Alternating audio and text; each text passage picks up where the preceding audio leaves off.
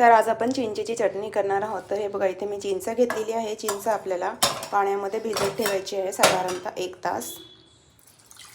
जर तुमच्याकडे वेळ नसेल तर तुम्ही गरम पाण्यामध्ये 15 मिनिटं भिजवत ठेवा। तर हे बघा तुम्ही बघू शकता चिंच पाण्यामध्ये छान भिजलेली आहे। आता यातील बिया ज्या आहेत ना त्या काढून घ्यायच्या आहेत आपल्याला आणि ही चिंच आहे ना पाण्यामध्ये छान अशी स्मॅश करून घ्यायची आहे। तुम्ही हाताने पण करू शकता, छान भिजलेली आहे, किंवा मिक्सरमध्ये सुद्धा करू शकता। तर हे बघा चिंच मी छान अशी स्मॅश करून घेतलेली आहे। आता आपण हे गाळून घ्यायचं, 2-3दा पाण्यामध्ये मिक्स करायचं आणि गाळून घ्यायचं। तर हे बघा अशा प्रकारे याचा गर जो आहे ना गाळून घ्यायचा।